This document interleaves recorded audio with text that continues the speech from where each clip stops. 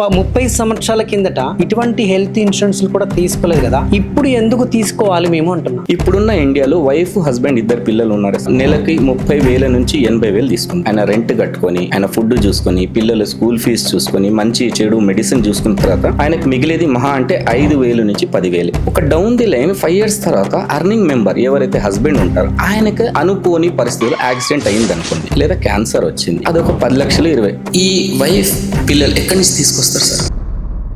Hospitals కు మీరు వెళ్తే ఏదైనా చిన్న ఫీవర్ వేసుకోండి, చిన్న ఫీవర్ డెంగ్యూ వస్తే 2 నుంచి 3 లక్షలు అవుతుంది. మా ఫాదర్ కి సెప్టెంబర్ 2024లో స్ట్రోక్ వచ్చింది. ఆయన ఒక 60 సంవత్సరాలు. ఆయనకు తీసుకుపోయి హాస్పిటల్లో చూపిస్తే, sir me father the heart rate బాగాలేదు, యాంజియోగ్రామ్ చేస్తాము, 3 స్టంట్లు వేయాలన్నారు. నేను వేరే హాస్పిటల్లో ఒపీనియన్ తీసుకున్నాను. తర్వాత ఒక ప్రైవేట్ హాస్పిటల్లో చూపిస్తే, సార్ 8 నుంచి 12 లక్షలు అవ్వచ్చు. నేను 12 లక్షలు ఏడుకెళ్ళి తీసుకురావాలి sir?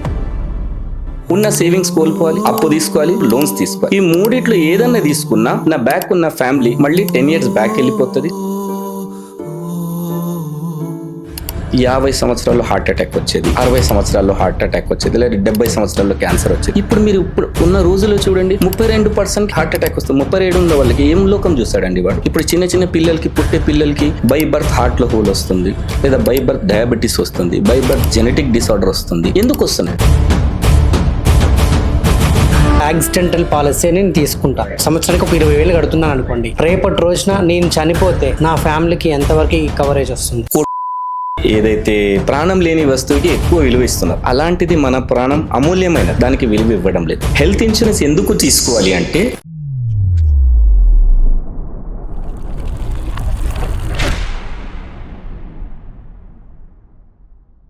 Hello, welcome to my show podcast with Naresh Rai. Health insurance. So ఈ మధ్యకాలంలో చాలామందికి హెల్త్ ఇన్సూరెన్స్ మీద అవేర్నెస్ కూడా లేకుండా పోయింది. అయితే మనం లేచిన దగ్గర నుంచి పడుకునే వరకు కూడా అంటే జీవితకాలంలో అడ్డమైన వాటికి మనం దేనికో ఖర్చు పెడతా ఉంటాం. అంతెందుకండి, ప్రాణం లేని ఒక వెహికల్కి కూడా ప్రాణం ఉన్నంతగా మనం ఎన్ని లక్షలైనా వేలైనా కూడా దానికి ప్రతి సంవత్సరం మనం ఇన్సూరెన్స్ కడతాం. కానీ ప్రాణం ఉన్న మనకి ఈ హెల్త్ ఇన్సూరెన్స్ ఎందుకు కట్టుకోలేకపోతున్నాము? దాని విలువ మనకు ఎందుకు తెలవడం లేదు? ఎస్, ఎగ్జాక్ట్లీ ఇదే క్వశ్చన్ నేను రేస్ చేసుకునే ఈరోజు ఒక వ్యక్తిని మీ ముందుకు తీసుకొచ్చాను మన పోడ్కాస్ట్కి. So is very expert in health insurance, చాలా అనుభవం కలిగినటువంటి వ్యక్తి. So he's none other than Janagiri గారు. నమస్తే అండి. నమస్కారం సార్, ఎలా ఉన్నారు? బాగున్నాను సార్. ముందుగా welcome to my show. Thank you అండి. పొద్దున లేచిన దగ్గర నుంచి మనం పడుకునే దాకా అడ్డమైన వాటి అన్నిటికీ కూడా మనం ఖర్చు చేస్తూ ఉంటాం. కానీ మన కోసం ఏం చేసుకుంటున్నాం అనేది మనకు తెలుస్తలేదు. ఇంకోటి, నేను ఇంట్రడక్షన్లో చెప్పిన విధంగా ప్రాణం లేని ఒక వెహికల్, అది కారు అవ్వచ్చు, బస్సు అవ్వచ్చు, లారీ అవ్వచ్చు, ఒక బైక్ అవ్వచ్చు, దానికి ఎన్ని వేలైనా కూడా మనం దానికి ప్రతి సంవత్సరం ఇన్సూరెన్స్ కట్టుకుంటూ ఉంటాం. కానీ ప్రాణం ఉన్న మనం ఏ రోజు ఏమవుతుందో తెలియని మన జీవితంకి కనీసం హెల్త్ ఇన్సూరెన్స్ మనం కట్టుకోలేకపోతున్నాం. అంటే ప్రాణం లేని దానికి, మనం ప్రాణం ఉంటేనే కదా దాన్ని మనం నడిపేది. అవునండి. మనం మంచుకుంటేనే కదా మనం ఆ బైక్ తోలేది. అటువంటిది దానికే మనం అంత ఇంపార్టెన్స్ ఇస్తున్నాము. జీవితకాలంలో సగటు మనిషి ఒక హెల్త్ ఇన్సూరెన్స్కి ఎందుకు ఇంపార్టెన్స్ ఇవ్వడం లేదు? సార్, దీనికి ఏంటంటే, యాజ్ మీరు చెప్పినట్లు జనాలు ఈ మధ్య లక్షలు పెట్టి వెహికల్స్ కొంటున్నారు, కార్లు కొంటున్నారు. మీ స్టేట్మెంట్ ప్రకారమే ఏదైతే ప్రాణం లేని వస్తువుకి ఎక్కువ విలువ ఇస్తున్నారు, అలాంటిది మన ప్రాణం అమూల్యమైనది, దానికి విలువ ఇవ్వడం లేదు, హెల్త్ ఇన్సూరెన్స్ తీసుకోవడం లేదు. ఫస్ట్ ఎందుకు హెల్త్ ఇన్సూరెన్స్ తీసుకోవాలనేది ఫస్ట్ మనం అర్థం చేసుకోవాలి సార్. హెల్త్ ఇన్సూరెన్స్ ఎందుకు తీసుకోవాలి అంటే, మీరు ఎప్పుడైనా ఒక 24 గంటల్లో ఒక 10 నిమిషాలు లేదా ఒక అరగంట టైం తీసి ఏదైనా ఒక్క హాస్పిటల్కి వెళ్ళండి. ఫస్ట్ మీరు కానీ వేరే వాళ్ళు ఒక్కసారి వెళ్ళి చూడండి, అక్కడ ఉన్న పేషెంట్స్ ఏ వ్యాధులతో బాధపడుతున్నారు, ఎంతెంత అమౌంట్ కడుతున్నారు, వాళ్ళ బాధలేంటి. కొన్ని టైంలో వాళ్ళు అప్పులు కూడా చేస్తున్నారు.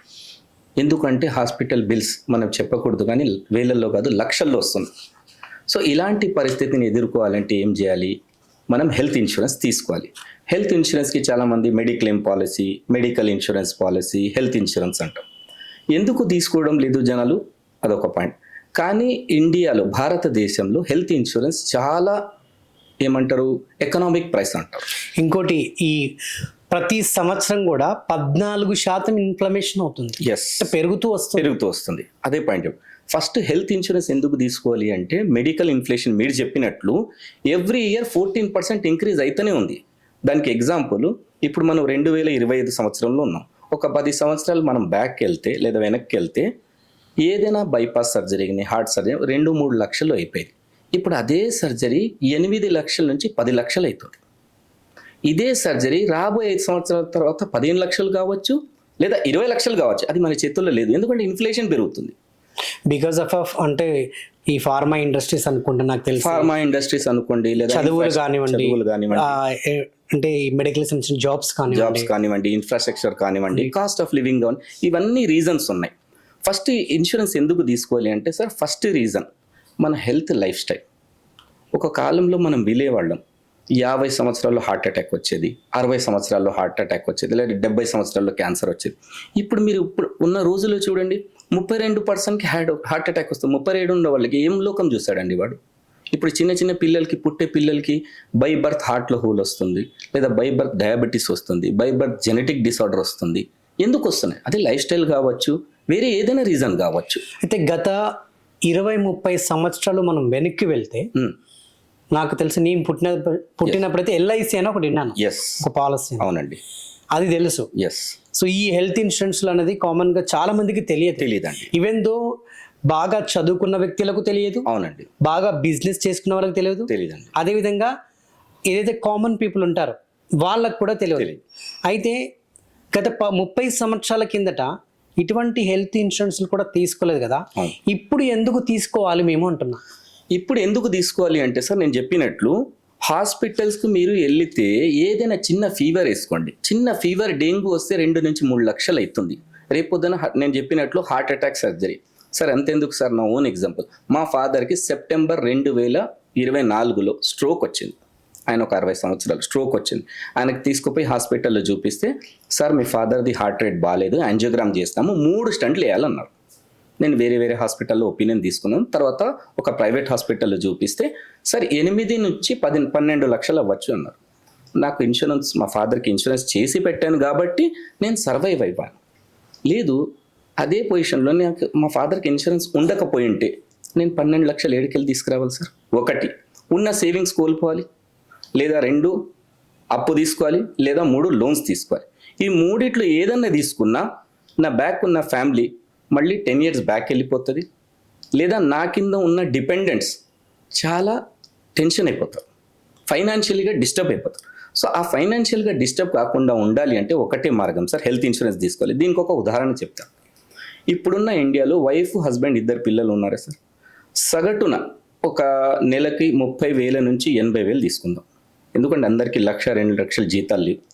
సో ఆయన 50 నుంచి 60,000 సంపాదించి, ఆయన రెంట్ కట్టుకొని, ఆయన ఫుడ్ చూసుకొని, పిల్లల స్కూల్ ఫీజు చూసుకొని, మంచి చెడు మెడిసిన్ చూసుకున్న తర్వాత ఆయనకు మిగిలేది మహా అంటే 5,000 నుంచి 10,000. ఒక డౌన్ ది లైన్ 5 years తర్వాత అర్నింగ్ మెంబర్ ఎవరైతే హస్బెండ్ ఉంటారో ఆయనకు అనుకోని పరిస్థితుల్లో యాక్సిడెంట్ అయింది అనుకోండి, లేదా హార్ట్ వచ్చింది, లేదా క్యాన్సర్ వచ్చింది, అదొక 10 లక్షలు 20. ఈ వైఫ్ పిల్లలు ఎక్కడి నుంచి తీసుకొస్తారు సార్? ఇళ్ళని అమ్ముకోవాలి, పెట్టుకోవాలి, చనిపోయేది ఇంకొక ఆప్షన్ ఉండాలి. ఇల్లు అమ్ముకోవడము, భూములు అమ్ముకోవడం, ఒంటి మీద గోల్డ్ ఉంటే గోల్డ్ అంతా అమ్ముకోవడం. అవును. సో లేదంటే అప్పు తెచ్చుకోవాల్సిన పరిస్థితి. సో ఇవన్నీ కాదనుకుంటే మీరేం చేయండి, ఒక 10 లక్షల ఇన్సూరెన్స్ చేసుకొని పెట్టుకుంటే మంచిది. మీరు ఏ కంపెనీ నుంచి తీసుకుంటారనేది ఇంపార్టెంట్ కాదు, ఎవరి దగ్గర తీసుకుంటారనేది కూడా ఇంపార్టెంట్ కాదు. కానీ హెల్త్ ఇన్సూరెన్స్ మినిమం 10 లక్షలు వైఫ్ హస్బెండ్ 2 పిల్లలకి ఉండాలి. ఇంకోటి, మీకు భారతదేశంలో హెల్త్ ఇన్సూరెన్స్ చాలా చీప్ రేట్కి వస్తుంది, అంటే ఎకనామిక్ రేట్. మీరు వైఫ్ హస్బెండ్ 2 పిల్లలకి ఒక 10 లక్షలు ఇన్సూరెన్స్ తీసుకున్నారనుకోండి, మహా అంటే మీకు 25,000 నుంచి 30,000 పడుతుందండి. అదే మీరు పర్సంటేజ్ వైజ్ క్యాల్కులేట్ చేసుకుంటే మీరు పే చేసేది 3%. అంటే 10 లక్షలకి 3% వేసుకుంటే 30,000. అదే అదర్ సైడ్ చూస్తే 97% రిస్క్ ఇన్సూరెన్స్ కంపెనీదండి. సో ఇప్పుడు నేను, నా భార్య, నా పిల్లలకి నేను ఇన్సూరెన్స్ కట్టుకుంటున్నాను. నన్ను కన్న తల్లి తండ్రి కూడా ఉన్నాడు కదా, మరి వాళ్ళకి కూడా తీసుకోవచ్చండి. ఎందుకంటే ఒక 40-45 దాటిందంటే అవునండి, సో మనకు జబ్బులు అనేది మొదలవుతాయి. అవునండి, సో వాళ్ళు ఇప్పుడు ముసలితనానికి వస్తున్నారు. అవును, డెఫినెట్ గా వాళ్ళకి హెల్త్ ఇన్సూరెన్స్ కావాలి. కావాలి. ఇప్పుడు నేను నా పిల్లలకు తీసుకున్నప్పుడు అవును. నా తల్లిదండ్రులు కూడా తీసుకోవాలి కదా. ఇలా కంపల్సరీ. మీరు ఎలా తీసుకోవాలంటే సార్, హెల్త్ ఇన్సూరెన్స్ కి ఇంతకు ముందు ఒక ఏజ్ లిమిట్ ఉండేది. ఒక టైంలో నేను జాయిన్ అయిన కొత్తలో 65 ఏజ్ వాళ్ళకి ఇస్తాము, లేదా 70 వాళ్ళకి. ఇప్పుడు హెల్త్ ఇన్సూరెన్స్ కి ఎంట్రీ ఏజ్ ఏం లేదు సార్. 80 సంవత్సరాలు ఉన్న వాళ్ళు కూడా తీసుకోవచ్చు. వాళ్ళ మెడికల్ కండిషన్ని బట్టి వాళ్ళ ప్రీమియం ఉంటుంది. సపోజ్ మీ ఫాదర్ మదర్ ఉన్నారు, వాళ్ళకి అనుకోని పరిస్థితుల్లో బీపీ కానీ, షుగర్ కానీ, డయాబెటీస్, హైపర్ టెన్షన్ ఏదో ఒకటి ఉండొచ్చు. అది వాళ్ళ ప్రైవసీ. ఆ మెడికల్ హిస్టరీని బట్టి మేము ఇన్సూరెన్స్ ఇస్తాం. వాళ్ళకి ఎంత 5 లక్షల నుంచి మీరు ₹1,00,00,000 దాకా మీ స్తోమతిని బట్టి తీసుకోవచ్చు. కాకపోతే వాళ్ళకు కూడా ఒక 10 లక్షలు అయితే మ్యాండేటరీగా కంపల్సరీగా ఉండాలి. అందుకే నేను ఫస్ట్లో కూడా అదే చెప్తాను, ఆరోగ్య బీమా తప్పనిసరి, ఎంపిక కాదు. Health insurance is mandatory, not choice. Compulsory అనేది హెల్త్ ఇన్సూరెన్స్ ఉండాలి. నెక్స్ట్, హెల్త్ ఇన్సూరెన్స్ ఎందుకు ఉండాలి అని మీరు అడిగారు. నేను కొన్ని ఉదాహరణలు చెప్తాను. హార్ట్కి సంబంధించిన సర్జరీలు 8 నుంచి 10 లక్షలు చెప్పాను. క్యాన్సర్ వస్తే ఎంత నరేష్ గారు తెలుసా మీకు? ఆల్మోస్ట్ 40-50 lakhs ఈజీగా అవుతాయి. ఈజీగా 30 లక్షల నుంచి 50 లక్షలు అవుతాయి. అదే మాదిరిగా కిడ్నీ ఫెయిల్ అయినాయి, డయాలిసిస్ ప్లస్ ట్రాన్స్ప్లాంట్ చేయాలంటే 20 లక్షల నుంచి 30 లక్షలు అవుతాయి. బోన్ మ్యారో ట్రాన్స్ప్లాంట్ 40 లక్షల నుంచి 50 లక్షలు అవుతాయి. లివర్ ట్రాన్స్ప్లాంట్ 60 నుంచి 80 లక్షలు అవుతాయి. ఇవి అందరికీ వస్తాయని నేను చెప్పడం లేదు, కానీ వస్తే మీరు ఏం చేస్తారు? ఒకటి, వ్యాధి ప్రమాదం చెప్పి రాదు. మీ తలరాత మీద, నా తలరాత మీద రాసి లేదు నాకు, లేదా మీరు లైఫ్ లాంగ్ 100 సంవత్సరాల వరకు ఇలాగే హెల్త్ ఉంటుందని మీరు గ్యారంటీ ఇవ్వచ్చా? నాకు ఇవ్వలేరు. సో ఆరోగ్య బీమా అనేది తప్పనిసరి సార్. సో యావరేజ్ గా మన ఇండియాలో సో అంటే సగటుగా జనాభా అంటే మన ఇండియన్ పాపులేషన్ బట్టి రోగాలతో ఎంతమంది చనిపోతున్నారు సార్? మీరు యావరేజ్గా చూస్తే మనది ఒక 140 కోట్లు ఉంటుందా జనాభా? 150 కోట్లు అనుకో. అందులో ఇన్సూరెన్స్ ఉన్న వాళ్ళు 14% అండి. అది చాలా బ్యాడ్ పాయింట్. ఇన్ని స్కీమ్స్ ఉన్నా ప్రజలు ముందుకు రావడం లేదు. ఇప్పుడు నేను చెప్తాను ఎందుకు తీసుకోవాలి అంటే, ఈ 140 కోట్లలో 26% అంటే 26% లంగ్ డిసీజ్తో చనిపోతున్నారు. అది లంగ్ ఫెయిల్యూర్ కావచ్చు, క్యాన్సర్ కావచ్చు. ఈ 140 కోట్లు 12% యాక్సిడెంట్లతో అంటే ప్రమాదవశాత్తు చనిపోతున్నారు. భారతదేశం దాటనే మాట్లాడుతున్నాను నేను. తర్వాత 30% వరకు మీకు కిడ్నీ డిసీజ్తో, డయాలిసిస్తో, లివర్ ఫెయిలియర్తో చనిపోతున్నారు. సో ఇదంతా స్టాటిస్టిక్స్ చూస్తే సగటున 30-35% వ్యాధులు ఉన్న వాళ్ళు ఉన్నారు. India is a hub for diabetes and hyper tension. మీరు ఏ ఇంట్లో అయినా వెళ్ళండి, ఏ కాస్ట్ అయినా వెళ్ళండి, ఏ రిలీజియన్ అయినా తీసుకుని, ఇంట్లో ఒకరు లేదా ఇద్దరు బీపీ, షుగర్ మెడికేషన్ మీద ఉన్నారు. మీరు పాయింట్ చాలా బాగా రేజ్ చేశారు. ఇప్పుడు నాకు, నా పిల్లలకు అంతా బాగానే ఉంది, అంటే ఎటువంటి డిసీజ్లో మేము ఇన్సూరెన్స్ తీసుకుంటున్నాం. అవునండి. నా భార్యకు వచ్చేసి బీపీ, షుగర్ ఉంది. అవునండి. సో అప్పుడు ఎలా క్యాలిక్యులేట్ అవుతుంది? అంటే వాళ్ళకి సపరేట్ ఏదైనా ఉంటుందా, లేకుంటే మేము తీసుకున్న పాలసీ ఆమె కూడా ఈక్వల్గా, అంటే అది కూడా మీరు దాన్ని క్యాలిక్యులేట్ చేస్తారా? ఎలా ఉంటుందంటే సార్, మీకు ఇంతకుముందు చెప్పినాను, భార్య భర్త ఇద్దరు పిల్లలకి 10 లక్షలు తీసుకుంటే 25,000 నుంచి 30,000కు 10 లక్షలు పాలసీ ఇస్తారు. సపోజ్ మీ నలుగురిలో ఏ ఒక్కరికైనా లేదా ఇద్దరికి బీపీ, షుగర్ ఉందనుకుందాం. మేము ఏం చేస్తాము, రిస్క్ ఫ్యాక్టర్ని బేస్ చేసుకొని ఆ 25,000కి లేదా 30,000కి 20% నుంచి 30% లోడింగ్ వేస్తాం. ఆ లోడింగ్ ఎందుకు వేస్తామంటే, మీ బాడీలో మీరు ఆల్రెడీ మెడిసిన్ వాడుతున్నారు కాబట్టి. ఇన్సూరెన్స్ ఏమంటుందంటే, I will take unknown risk అంటే ఇన్సూరెన్స్ పాలసీ తీసుకున్న తర్వాత నా దగ్గర వస్తే ఏదైనా అయితే నేను భరిస్తాను. కాకపోతే మీకు ఇన్సూరెన్స్ తీసుకోక ముందే కొన్ని వ్యాధులు ఉన్నాయి కాబట్టి దానికి తగిన అడిషనల్ ప్రీమియం అంటాం, లేదా లోడింగ్ అంటాం. అది తీసుకుని డే 1 నుంచి కవర్ చేస్తాం. అంటే ఒక వైఫ్ అండ్ హస్బెండ్, ఇద్దరు పిల్లలు, ఏ వ్యాధి లేకుండా 25,000 కడుతున్నారు. అదే ఫ్యామిలీ, వైఫ్ హస్బెండ్, ఇద్దరు పిల్లలు, బీపీ, షుగర్ లేదా 1 లేదా 2 ఉన్నాయి కూడా మేము కవర్ చేస్తాము. ఒక 6 నుంచి 10,000 అడిషనల్ ప్రీమియం తీసుకుంటాం. కానీ ఇయర్లీ. ఓకే. కానీ ఇది ఏదైతే ఇప్పుడు యాక్సిడెంటల్ గా డెత్ అయినా కానీ, యాక్సిడెంటల్ గా ఇంకేదన్నా కానీ, సో సేమ్ కవరేజ్ ఈక్వల్ గా వస్తుంది సార్. ఎటువంటి, ఎందుకంటే మీరు డిక్లేర్ డిసీజ్ ఉన్న వాళ్ళకి కానీ లేకున్నా కూడా. ఓకే. ఎందుకంటే మేము అడిషనల్ ప్రీమియం తీసుకుంటున్నాం కాబట్టి ఇస్తున్నాం. ఇవి కాకుండా మేజర్ అంటే మీరు చెప్పినట్లు బీపీ షుగర్ కాకుండా ఏదైనా మేజర్ లేదా హార్ట్లో స్టంట్ ఉంది లేదా క్యాన్సర్ ఉందంటే అప్పుడు కొంచెం ఆలోచించాల్సి వస్తుంది. పాలసీ వాళ్ళ హెల్త్ కండిషన్ని బట్టి ఇవ్వచ్చు, ఇవ్వకపోవచ్చు. ఇంకోటి, ఇప్పుడు నేను పాలసీ తీసుకున్న హెల్త్ ఇన్సూరెన్స్ ఎస్, ఒక 5 సంవత్సరాలు కంటిన్యూస్గా కట్టిన. అవును. 5 సంవత్సరాలు మా ఇంట్లో ఎవరికి ఎటువంటి పెద్ద మేజర్ ప్రాబ్లమ్స్ రాలే, యాక్సిడెంటల్ ఏం కాలేదు. అవును. సో మరి నేను కట్టిన డబ్బులు వేస్ట్ అయిపోతాయి కదా? లేదు సార్ నరేష్ గారు, ఎట్లయితుందంటే మీరు మీ భార్య 2 పిల్లలు కలిసి ఒక 10 లక్షల పాలసీ తీసుకున్నారు, మంచిది. మీరు ఇయర్ అయిపోయిన తర్వాత మళ్ళీ 25,000 30,000 కట్టారు. సో మీరు 1 ఇయర్ ఏ క్లెయిమ్ తీసుకోలేదు. అప్పుడు ఏమవుతుంది, మీ 10 లక్షలు ఉన్న పాలసీకి ఇన్సూరెన్స్ కంపెనీ ఏమంటదంటే, బాబు మీరు మా దగ్గర క్లెయిమ్ చేసుకోలేదు కాబట్టి నో క్లెయిమ్ బోనస్, దాన్ని ఎన్సిబి అంటాం షార్ట్ ఫామ్ లో, no claim bonus. Okay. No claim bonus ఎలా ఉంటుందంటే, మీరు తీసుకున్న పాలసీకి 20%, అంటే 10 లక్షలకి 20% ఎంత అవుతుంది, 2 లక్షలు అవుతుంది. సో 10 లక్షలకి 2 లక్షలు మేము యాడ్ చేస్తాం పాలసీ. అచ్చా. సో మీరు కట్టేది 25,000, బోనస్ వచ్చేది 2 లక్షలు. ఇది మొదటి సంవత్సరానికి. అలాగే మీరు 5 సంవత్సరాలు, అంటే 5 సంవత్సరాలు మీరు మీ ఫ్యామిలీలో 4 హెల్దీగానే ఉన్నారు, ఎటువంటి క్లెయిము మీరు తీసుకో. 5 సంవత్సరాలకి ఎంత అవుతుంది అనుకుంటున్నారు, 10 లక్షలు బేస్ పాలసీ, 2 లక్షలు 1 సంవత్సరానికి, అంటే 5 సంవత్సరాలకి అది కూడా 10 లక్షలు అయిపోయింది. సో 10 + 10 20 లక్షలు అయిపోయింది. ఓకే. ఎగ్జాంపుల్ మీరు కట్టింది 1,25,000 లేదా 1,50,000 అనుకుందాం, కానీ మీకు బోనస్ 10 లక్షలు అయిపోతుంది. సో హెల్త్ ఇన్సూరెన్స్ ఈ ప్రకారంగా కూడా మీకు బెనిఫిటే. డబ్బు అనేది రిటర్న్ రాదు. కానీ మనం ఇంకో ఎగ్జాంపుల్ తీసుకుందాం. మీరు 5 సంవత్సరాలు కట్టారు, 10 లక్షల బేస్ పాలసీ, 10 లక్షల బోనస్ అయిపోయింది. 6వ సంవత్సరంలో అనుకోని పరిస్థితులు రాకూడదు, ఒక 22 లక్షల క్లెయిమ్ వచ్చింది అనుకుందాం. సో అప్పుడు మేము 20 లక్షలు ఇవ్వాల్సిందే కదా, మీ బోనస్ మీకు వచ్చినట్లే కదా. ఆ ఓవరాల్ క్యాల్కులేట్ చేసుకుని మీరు పే చేసి 1,50,000 కదా సార్. సో ఆ ప్రకారంగా క్యాల్కులేట్ అవుతుంది. ఇది కాకుండా మీరు సెక్షన్ 80D కింద మీరు ఏదైతే ప్రీమియం కడుతున్నారో 25,000, 30,000, 50,000, అది మీరు Indian income tax 80D section ప్రకారము మీ ఆడిటర్కి కానీ ఇస్తే మీరు 50,000 వరకు మీరు క్లెయిమ్ చేసుకోవచ్చు. అట్లా కూడా ఉంటుంది. ఎస్, ఇది కూడా మీరు క్లెయిమ్ చేసుకోవచ్చు. ఓకే. అది ప్రొవిజన్ ఉంది, గవర్నమెంటే యాక్ట్ పెట్టింది, అది దాంట్లో కూడా మీరు క్లెయిమ్ చేసుకోవచ్చు. ఓకే. ఇప్పుడు అనుకోకుండా నా ఫ్యామిలీలో ఎవరో ఒకరు చనిపోయారు అనుకోండి, నేను తీసుకునే ఈ హెల్త్ ఇన్సూరెన్స్. అవునండి. అప్పుడు మాకేంటి బెనిఫిట్? సపోజ్ మీరు చెప్పినట్లు ఎవరో ఒకరు చనిపోయారు, ఏదో ఒక రీజన్ వల్ల చనిపోయారు.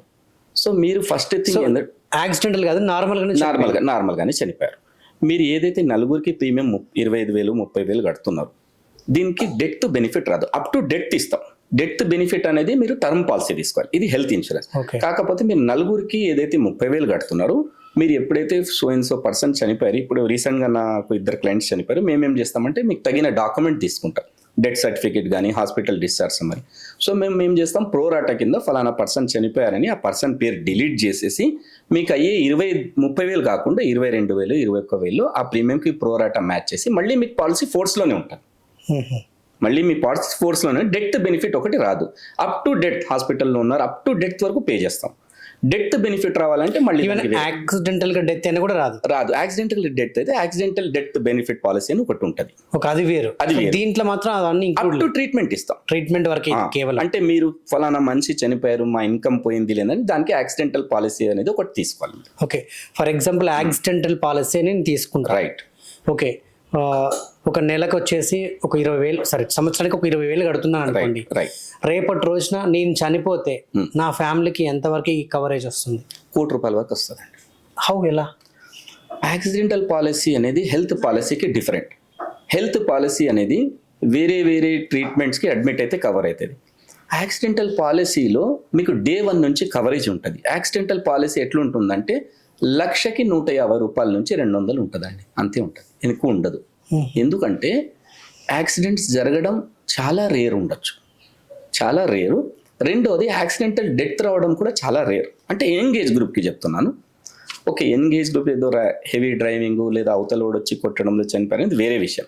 సో మేమేం క్యాల్కులేట్ చేస్తామంటే, ఎప్పుడైతే మీరు యాక్సిడెంట్ పాలసీ చేస్తారో మీ సెకండ్ ఎవరైతే మీకు నెక్స్ట్ ఉంటారో ఫ్యామిలీ, వైఫ్ కానీ లేదా బ్యాచిలర్ ఉంటే చెల్లెలు కానీ అమ్మ కానీ నాన్న, మీరు ఏదైతే నామినీ సెలెక్ట్ చేస్తారో అలాంటి నామినీకి యాడ్ చేస్తాం. యాక్సిడెంటల్ డెత్ అయితే ఎవరైతే డాక్యుమెంట్స్ ఎఫ్ఐఆర్ కానీ సబ్మిట్ చేస్తే ఆ టోటల్ అమౌంట్ డిస్బర్స్ చేస్తాం. దానికి యాక్సిడెంటల్ సో ఇంకొకటి చెప్పండి. యాక్సిడెంటల్ పాలసీ తీసుకున్నాక మన ఇంట్లో అనుకోకుండా ఎవరో ఒక వ్యక్తి చనిపోతే సో వెంటనే అంటే ఏదైతే కవరేజ్ ఉంటుందో కంప్లీట్గా ఆ వ్యక్తికి అంటే కంప్లీట్గా ఫ్యామిలీకి వస్తుందా అసలు ఏంటి? యాక్సిడెంటల్ ఇన్సూరెన్స్ పాలసీ అనేది డిఫరెంట్ నరేష్ గారు. ఒకటి ఏంటంటే మీరు హెల్త్ ఇన్సూరెన్స్ ఫ్యామిలీకి వైఫ్ హస్బెండ్ ఇద్దరు పిల్లలు వాట్ ఎవర్ ఫ్యామిలీకి తీసుకుంటారు.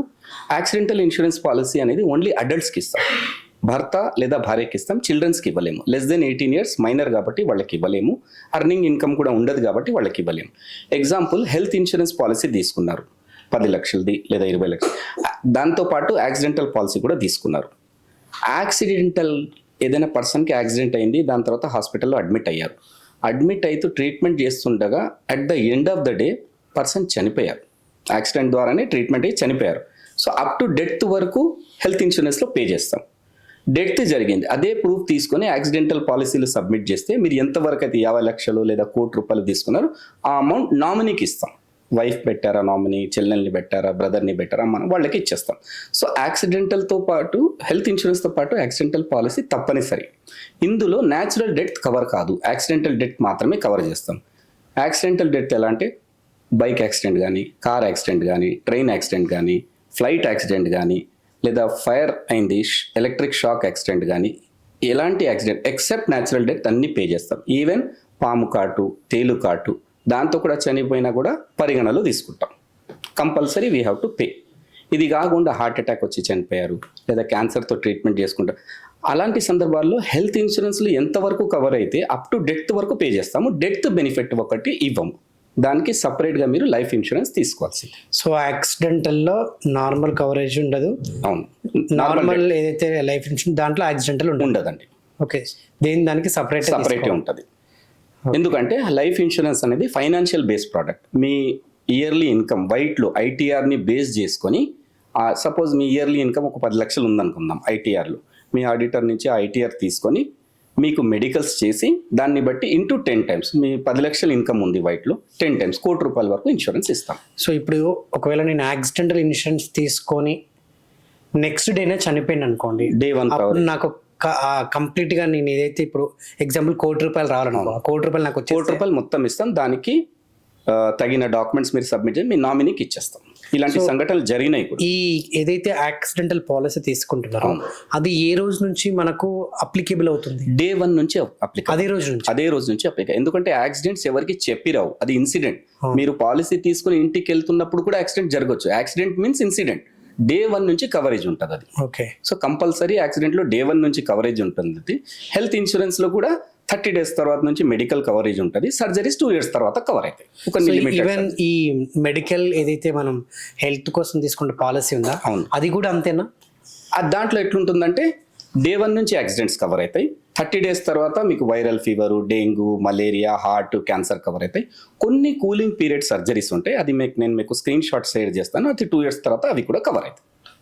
ఇప్పుడు ఈ తీసుకున్న రోజు నుంచే అప్లికేబుల్ అవుతున్నారు కదా. అవును, ఈవెన్ హెల్త్ ఇన్సూరెన్స్ కూడా తీసుకుంటే అది కూడా అదే రోజు, ఇప్పుడు నెక్స్ట్ డేనే నాకు ఏదైనా హెల్త్ ఇష్యూ అయ్యి హార్ట్ స్ట్రోక్ అయ్యి నేను అడ్మిట్ అయ్యాను అనుకోండి నెక్స్ట్ డేనే, సో ఆ రోజు అప్లికేబుల్ అవుతుందా? లేదు. హెల్త్ ఇన్సూరెన్స్ లో ఎలా ఉంటుందంటే యాక్సిడెంటల్ పాలసీలో మీరు యాక్సిడెంట్ Day 1 నుంచి కవర్ అవుతుంది. హెల్త్ ఇన్సూరెన్స్ లో కూడా యాక్సిడెంట్ Day 1 నుంచి కవర్ అవుతుంది. మిగతా కొన్ని వెయిటింగ్ పీరియడ్ ఉంటాయి. సపోజ్ మీరు ఈ రోజు అంటే 3వ ఫిబ్రవరికి మీరు హెల్త్ ఇన్సూరెన్స్ పాలసీ తీసుకున్నారు. Day 1 నుంచి యాక్సిడెంట్స్ కవర్ చేస్తాం. దాన్ని 30 days దాటిన తర్వాత, అంటే 30 days వెయిటింగ్ పీరియడ్ ఉంటుంది. 30 days దాటిన తర్వాత వైరల్ ఫీవర్, డెంగ్యూ, మలేరియా ఇవన్నీ కొన్ని, తర్వాత హార్ట్, క్యాన్సర్ 30 days తర్వాత కవర్ అయ్యాయి. కొన్ని IRDA అంటే గవర్నమెంట్ ప్రకారంగా ఒక 23 సర్జరీలు ఉన్నాయి, అవి 2 years తర్వాత కవర్ అయ్యాయి. అదేంటంటే హర్నియా కానీ, కిడ్నీ స్టోన్ కానీ, neck surgeries, nose surgeries, hysterectomy ఇలాంటివి కొన్ని ఉన్నాయి. అది గవర్నమెంట్ డిజైన్ చేసిన సర్జరీస్. అది 2 years తర్వాత కవర్ అవుతాయి. సో తీసుకున్న 1-2 years అయితే ఉండదు. అంటే ఆ పర్టికులర్ సర్జరీ మీకు హార్ట్ కానీ క్యాన్సర్ కానీ ఆపడం లేదు. హార్ట్ కానీ క్యాన్సర్ కానీ 30 days తర్వాత వచ్చినా కూడా పే చేస్తాం. మైనర్ సర్జరీస్ చేస్తారా? మైనర్ సర్జరీ ఆ లిస్ట్లో ఉన్నవి చేయము. ఆ లిస్ట్ ఒకటి IRDA డిజైన్ చేసిన గవర్నమెంట్ లిస్ట్ ఉంది, అది ఒకటి మీకు స్క్రీన్ షాట్లో చూపిస్తాం. ఓకే, సో మిగతాయి చేస్తాం? ఎస్, చేస్తామండి. ఓకే, యాక్సిడెంట్ అయితే Day 1 కవర్, దాంట్లో డౌట్ లేదు.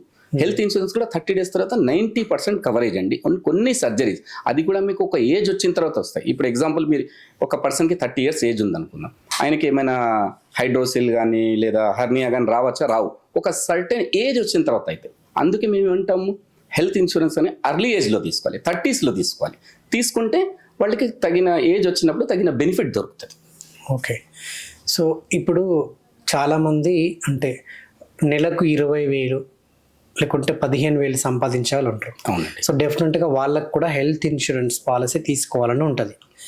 సో సగటు అంటే ఒక అంటే బిలో యావరేజ్ పర్సన్ మరి ఎటువంటి పాలసీ తీసుకుంటే ఆయన అంటే లైఫ్లో ఆయన కూడా ఏదైతే కవరేజ్ అనేది హెల్త్ కానివ్వండి, యాక్సిడెంటల్ కానివ్వండి, సో ఎటువంటి చూస్ చేసుకోవచ్చు, మీరు ఆయనకు ఎలా గైడ్ చేస్తారు? సార్, ఒకటి ఇన్కమ్ మీరు చెప్పినట్లు యావరేజ్ ఇన్కమ్ ఉన్నవాళ్ళు 15,000 లేదా 20,000 సంపాదిస్తున్న వాళ్ళు సేమ్ పాలసీ ఇస్తాం. కవరేజ్ కొంచెం తక్కువ ఉంటుంది. నేను మీకు చెప్పినట్లు ఇంతకుముందు 10 లక్షలకి వైఫ్ హస్బెండ్ ఇద్దరు పిల్లలకి 25,000 లేదా 30,000 అవుతుంది. వాళ్ళు దాంట్లో తక్కువ సమ్ ఇన్సూరెన్స్ 3 లక్షలు కానీ 5 లక్షలు కానీ కూడా తీసుకోవచ్చు. దాంట్లో ఏం లేదు. కాకపోతే ఆ పర్టికులర్ బడ్జెట్ వాళ్ళ ఫ్యామిలీకి సరిపోతుందా లేదా అనేది ఒక క్వశ్చన్ మార్క్. ఈ రోజుల్లో ఉన్న హాస్పిటల్ కాస్ట్కి ఏది కానీ లేదు అంటే వాళ్ళు ఆ పర్టికులర్ ఏదైతే 10 లక్షలు తీసుకుంటున్నారో దాంట్లో వాళ్ళు క్రెడిట్ కార్డ్ సదుపాయం ఉంటే ఈఎంఐస్లో కూడా కన్వర్ట్ చేసుకోవచ్చు.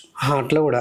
సో జనరల్గా ఇప్పుడు మనం ఒక హెల్త్ పాలసీ తీసుకోవాలంటే ఎట్ ఏ టైం కట్టాలా, లేకుంటే దానికి కూడా టర్మ్స్ ఉంటాయి? 3 నెలలకు, 6 నెలలు, లేకుంటే సంవత్సరమే ఉంటుందా? అసలు ఏంటి హెల్త్ ఇన్సూరెన్స్ అనేది? ప్యూర్లీ 1 year ప్రోడక్ట్ అండి. ఒకటేసారి 1 year కట్టాలి. కొంతమంది ఏంటంటే నాకు 1 year మళ్ళీ ప్రాబ్లం అనేది 1 year, 2 year, 3 years ఆప్షన్ ఉంటుంది. సపోజ్ 1 yearకి 20,000 అవుతుంది అనుకుందాం. అదే 2 years at a time pay చేస్తే మీకు 5% డిస్కౌంట్ వస్తుంది. 3 years at a time pay చేస్తే 10%. ఎందుకంటే వాళ్ళు కూడా లంసమ్గా డబ్బులు కడుతున్నారు కాబట్టి బెనిఫిట్స్ ఉంటాయి. దాంట్లో డిస్కౌంట్స్ ఉంటాయి. Depend upon the insurance company.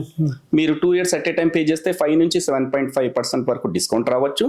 3 years at a time pay చేస్తే 10 నుంచి 15% వరకు కూడా టోటల్ అమౌంట్లో డిస్కౌంట్ వస్తుంది. Depend upon your age. ఇప్పుడు కొంతమంది ఉంటారు, లేదండి నాకు 1 year కట్టడానికే చాలా కష్టంగా ఉందంటే అట్లాంటి టైంలో ఏం చేయొచ్చు అంటే మీకు వచ్చిన ప్రీమియం సపోజ్ ఒక 15,000 అనుకుందాం. బిలో పవర్టీ లైన్ పీపుల్ 5 లక్షల పాలసీ తీసుకుంటున్నారు. 15,000 ప్రీమియం వచ్చింది. కానీ ఆ 15,000 కూడా ఒకటేసారి కట్టలేని పరిస్థితుల్లో ఉన్నారు. అలాంటి వాళ్ళకు కూడా వాళ్ళ ఫ్యామిలీలో ఎవరికైనా క్రెడిట్ కార్డు ఉందనుకోండి 15,000దే, దానికి మేము ఈఎంఐ ఇస్తాం.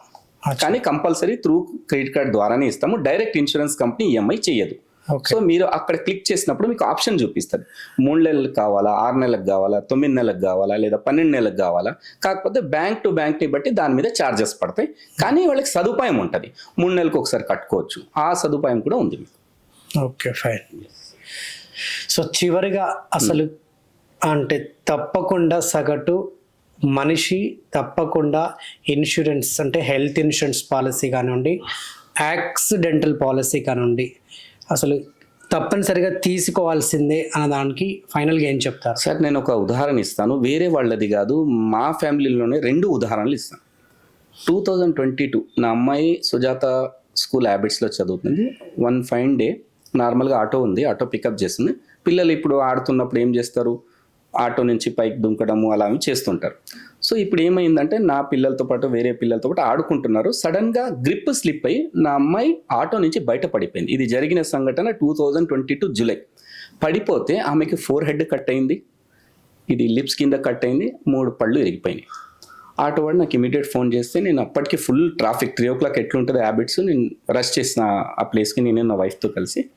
ఇంకా ఆటో వాడు కూడా భయపడి ఏం చేయలేని పొజిషన్లో ఉన్నారు. ఇంకా పోలీస్ అక్కడ రాలేదు కాబట్టి ఎవరో హిట్ అండ్ డ్రైవ్ వెళ్ళిపోయారు. పోలీస్ అక్కడ రాలేదు. ఇమీడియట్గా రష్ అయితే అక్కడి నుంచి దగ్గరలో ఉన్న హాస్పిటల్ పోయినాం, కేర్ హాస్పిటల్. వాళ్ళు ఏమన్నారంటే పీడియాట్రిక్ ఇప్పుడు లేరు, పాప చాలా చిన్నది, మా దగ్గర పీడియాట్రిక్ లేదు, ఇట్ విల్ టేక్ టైం అన్నారు. వెంటనే నేను మా రిలేటివ్స్తో మాట్లాడి రెయిన్బో హాస్పిటల్ బంజారా హిల్స్కి తీసుకెళ్ళాను.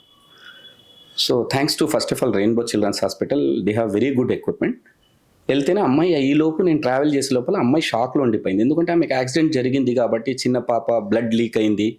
సో మేము కూడా చాలా షాక్లో ఉన్నాము. రెయిన్బో హాస్పిటల్ రష్ అయినాము. రెయిన్బో వాళ్ళు ఒకటే ఆశ్వాసం ఇచ్చారంటే, sir it is out of danger, death ఏం కాదు, మీరేం టెన్షన్ పడకండి. వెంటనే ట్రీట్మెంట్ స్టార్ట్ చేశారు. అమ్మాయిని లోపల ఐసీయూలో షిఫ్ట్ చేశారు. 1 day అయితే ఐసీయూలో పెట్టాలి సార్, ఇమీడియట్ అయితే ఆపరేషన్ చేయలేము, ఎందుకంటే జరిగింది ఈవినింగ్ కాబట్టి ఏదైనా సర్జరీస్ నెక్స్ట్ డే మార్నింగ్.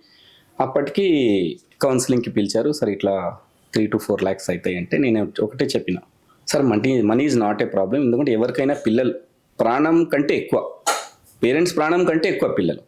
నేనేం చెప్పాను, money is not a matter. అప్పటికీ నాకు ఇన్సూరెన్స్ ఉందని నాకు ధ్యానం ఉంది. నేను వేరే స్టేజ్లో వెళ్ళిపోయాను. ఇంకా నాకు నేనే అడ్వైజర్గా ఉండి నాకే ఇన్సూరెన్స్ ఉందని నేను మర్చిపోయాను. ఆ స్టేజ్లో ఎందుకంటే పాప చిన్నది. తర్వాత నా వైఫ్ మొత్తం పర్స్లోకి వెళ్ళి ఇన్సూరెన్స్ కార్డ్స్ తీసి, సార్ మాకు ఇట్లా 50 lakhs ఇన్సూరెన్స్ ఉంది, సో వాట్ ఎవర్ మీ హాస్పిటల్ ప్రకారంగా చేయండి అన్నారు. No doubt Rainbow has done very good service. మంచి సర్జన్స్ మంచి ఇచ్చారు. ఇట్ టుక్ మీ 1 week, ఒక 4-5 days హాస్పిటల్లో పెట్టారు. పాపతో పాటు మాకు కూడా మంచి రూమ్ ఇచ్చారు, ఫుడ్ ఇచ్చారు, అంతా చేశారు, బాగానే చేశారు. వెరీ గుడ్ విఐపి గెస్చర్ చేశారు. మొత్తానికి మా పాప ప్రాణం కాపాడారు.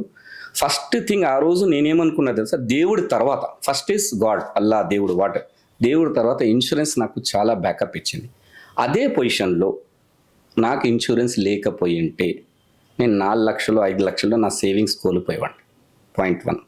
ఒకవేళ నా దగ్గర సేవింగ్స్ లేకపోతే నా రిలేటివ్స్తో అడగాలి లేదా అప్పు చేయాలి.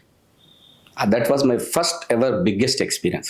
నా పాప బయటికి వచ్చింది, రూపాయి కట్టకుండా బయటికి వచ్చాను సార్. ఆల్మోస్ట్ 4 to 5 lakhs అయింది. ఆ రోజు నేను తెలుసుకున్నానమ్మా ఇన్సూరెన్స్కి ఇంత ఇంపార్టెన్స్ ఉంటుందా అంటే. అక్కడ రెడ్ కార్పెట్ ఇంకా ఇన్సూరెన్స్లో.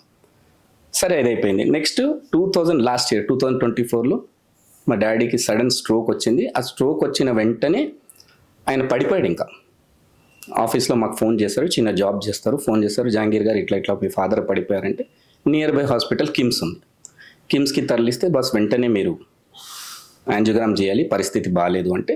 నాకు కొంచెం తెలిసిన డాక్టర్ యశోదాలో ఉంటే యశోదాకి షిఫ్ట్ చేయించుకున్నాను అక్కడికి.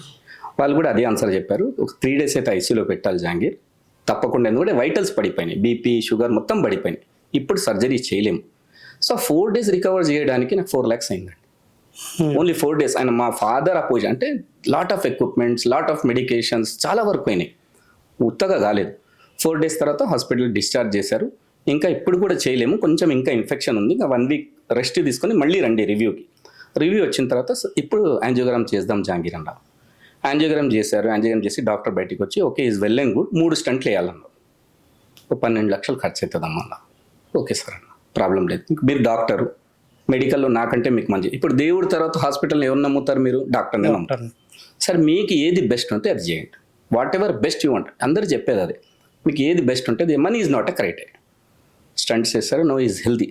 సో మా ఫాదర్కి 4 + 2 16 lakhs అప్రూవల్ ఇచ్చారండి ఇన్సూరెన్స్ కంపెనీ. నేను కట్టిందంటే 40,000. చలో నేను 5 ఏళ్ళు కట్టాను లేదా 6 ఏళ్ళు కట్టాను. ఓవరాల్గా నేను కట్టింది 3 లక్షలు, నేను అవైల్ చేసుకునేది 16 లక్షలు.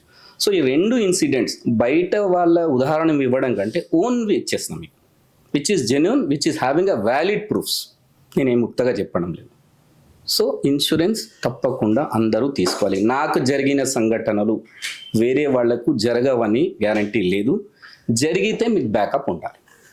ఓకే, మీకు కాకుండా మీరు బాగా మేజర్గా ఫేస్ చేసిన ఒక 2 ఇన్సిడెంట్స్ చెప్పండి. సార్ ఒక ఇన్సిడెంట్ చెప్తాను. కస్టమర్ పేరు తీసుకొని కానీ కస్టమర్ నా దగ్గర ఒక 3 years నుంచి ఇన్సూరెన్స్ కడుతున్నారు. ఒక 30 lakhs ఇన్సూరెన్స్ కంటే మంచి రెప్యూటెడ్ ఫ్యామిలీ. 1 fine day నాకు ఫోన్ చేశారు, జహాంగీర్ గారు మా అమ్మ కొంచెం స్పృహ తప్పి పడిపోయారంటే, మేబీ బీపీ పడిపోయి ఉంటుంది సార్ అంటే, లేదు జహాంగీర్ కొంచెం సీరియస్గా కనపడుతుంది. Okay sir near by hospital చూపించండి అని. నియర్ బై హాస్పిటల్ పోతే ఈసీజీ మొత్తం అబ్నార్మల్ వచ్చింది, బిహెచ్ఎల్లో ఉంటారు. సరే సార్ మీకు near by corporate hospital backup ఎక్కడ ఉంది అక్కడ వెళ్ళండి అంటే, మాకు స్టార్ హాస్పిటల్ దగ్గర అవుతుంది సార్, బ్యాక్ నుంచి రోడ్ ఉంది. Okay sir it is in network, వెళ్ళండి అన్న, మీరు కూడా వస్తే బాగుంటుంది అంటే. ఆ టైంలో నేను పంజగుట్టలో ఉన్నాను బై ఏదో పని మీద, నాకు 2 kilometers కాబట్టి వెళ్ళాను. స్టార్ హాస్పిటల్ మన్నెం గోపీచంద్ గారు డాక్టర్స్ చూసారంతా చూసి వాల్వ్ రీప్లేస్మెంట్ చేయాలమ్మా అన్నారు హార్ట్లో, అదే మెడికల్ కోడింగ్. సరే సార్ ఎంతవరకు అవ్వచ్చు అంటే 12 నుంచి 15 లక్షలు అవుతుందా. ఓకే సార్ ప్రొసీడ్ అవ్వండి, కస్టమర్కి అయితే ఇన్సూరెన్స్ ఉంది అన్నారు. ఒక 2 days పెట్టారు, ఎందుకంటే ఏజ్ ఎక్కువ 60+ లేడీ కాబట్టి. 1 day అయితే ఆమెకి షుగర్ కంట్రోలు, బీపీ కంట్రోలు, స్పృహలో రావాలి, ఇవన్నీ వైటల్స్ మెయింటైన్ చేయడానికి 24 hours పట్టింది. మొత్తానికి ఒక 4-5 days పెట్టిన తర్వాత సర్జరీ అయింది బాగానే.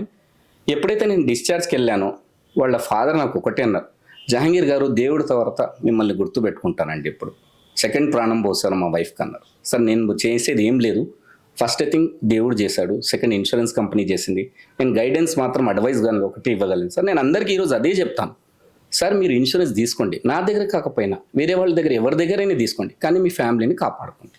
సో ఇలాంటి ఇన్సిడెంట్స్ చాలా ఉన్నాయి. సో దయచేసి వ్యాధి కానీ ప్రమాదం కానీ ఎవరికి రాదు అనేది లేదు, ఎవరి తల మీద రాయలేదు. పోనీ నేను 100 years గ్యారంటీగా ఇదే హెల్త్లో ఉంటానంటే కూడా గ్యారంటీ లేదు. దయచేసి చేతులు జోడించి నమస్కరించి చెప్తున్నా, హెల్త్ ఇన్సూరెన్స్ తీసుకోండి. ఇది నేను ఫైనల్గా చెప్పాలి.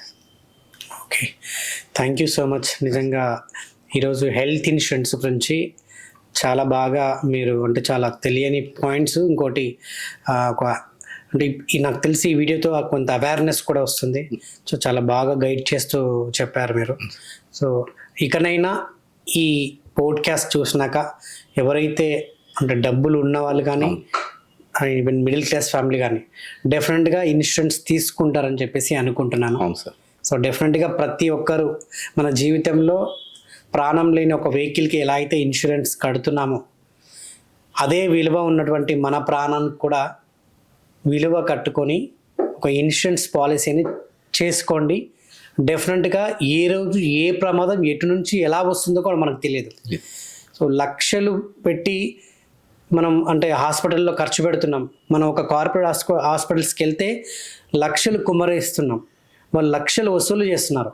అదే ఒక ఇన్సూరెన్స్ పాలసీ మీ జీవితం కోసం, మీ యొక్క కుటుంబాన్ని సేవ్ చేసుకోవడం కోసం కేవలం ఒక 10,000 మీకు స్తోమత కుదిరితే, లేదంటే అట్లీస్ట్ 20,000 నుంచి 30,000 మీ జీవితం కోసం ఒక సంవత్సరం ఒక పాలసీ కట్టుకుంటే ఎంత పెద్ద ఈవెన్ యాక్సిడెంట్ అయినా, సో ఈవెన్ యాక్సిడెంటల్ డెత్ అయినా కూడా మీరు యాక్సిడెంటల్ పాలసీ తీసుకోవచ్చు, హెల్త్ పాలసీ కూడా 2 తీసుకోవచ్చు.